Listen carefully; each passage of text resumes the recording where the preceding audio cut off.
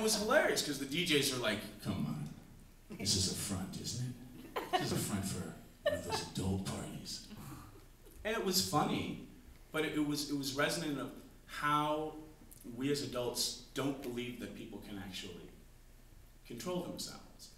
And so Cuddle Party is this really interesting workshop where it's all about communication skill sets and how do you create safe space for yourself to be able to invite other people into that safe space using communication. And that's my quick recipe for intimacy. You know, you guys have a public gathering, so you know, a stranger can come in and be like, okay, this is in public. They do this every week. If it wasn't on the legit, they'd get shut down by the police. You know, and it's a little bit threatening for them, but you know, because they can sit in the back row, like they can finally start to make themselves feel comfortable and then start to introduce people. Like the social permissions and contexts are there. And in America, you know, the context for a bunch of adults getting together and sharing affection with one another, that doesn't really exist. So we had to have a whole bunch of rules and communication boundary setting skill sets to get people to start to understand the idea.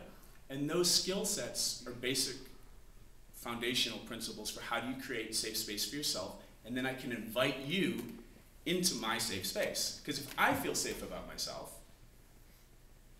you start to feel less uneasy. And one of the reasons I get to travel around the country and talk about very explicit things is I'm kind of okay with it.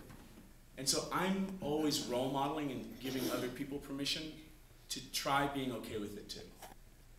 And so for you guys as a spiritual community, the more that you're okay and not ashamed for being a spiritual being, the more space and permission you're giving for people who are kind of new to it or wary of it to be like, so tell me more.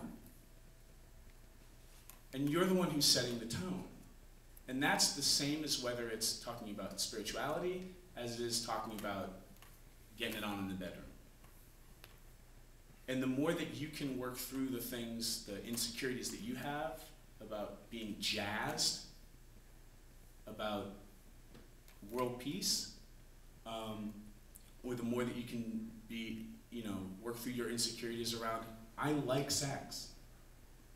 I have an amazing sex life, and you should have one too, because it made me feel great, and I think that you probably would enjoy life a lot more if you and your husband, or you and your boyfriend, your girlfriend, or wife, or whatever, got it on more.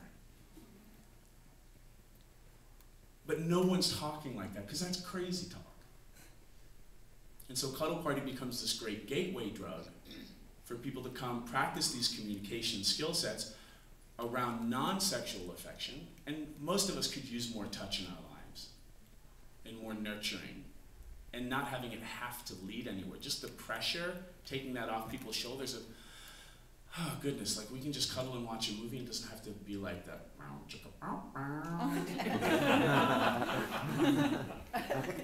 You know, or you can really offer, you can really, you know, invite somebody, you know, like, I like giving massage, let me give you a massage. And they don't have to think that this is suspect. Like, you want to give me a massage so that you can get to the so learning those skills and be like, no, like really, like just a massage. Like, I like touch. You look tense. Take off your shoes. Now, let me rub them. And just showing how much we care for people that way. That's not happening a lot in our culture. And those communication skill sets that allow us to do that are the exact same skill sets that allow me to tell my partner, you know, not so hard, or can you, a little to the left, you know, or when they're really excited about something and having a blast, but it's not making me feel good. I speak up rather than being like, well, they're having a good time, which is part of dishonoring where I'm at. And then 10 years of always not speaking up turns into resentment, which ends the relationship.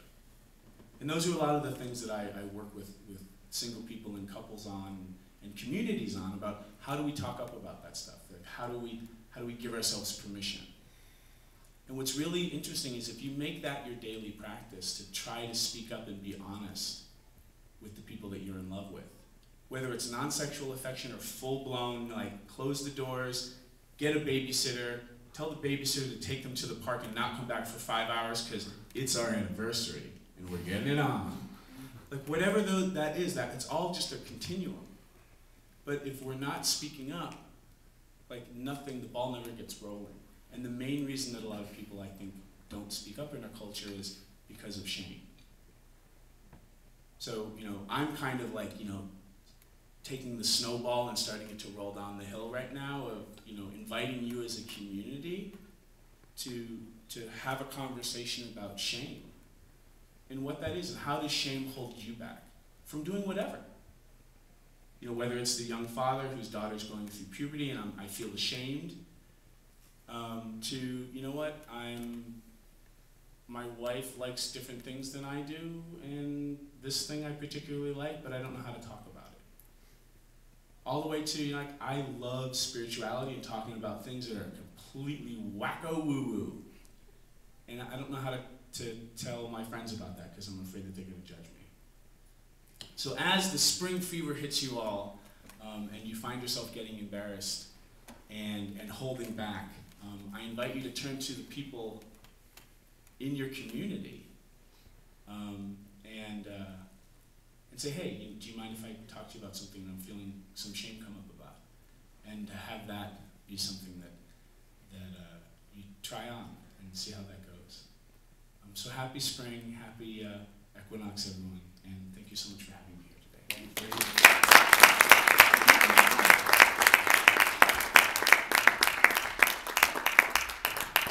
Wow, I'm glad we got that all cleared up. So, good.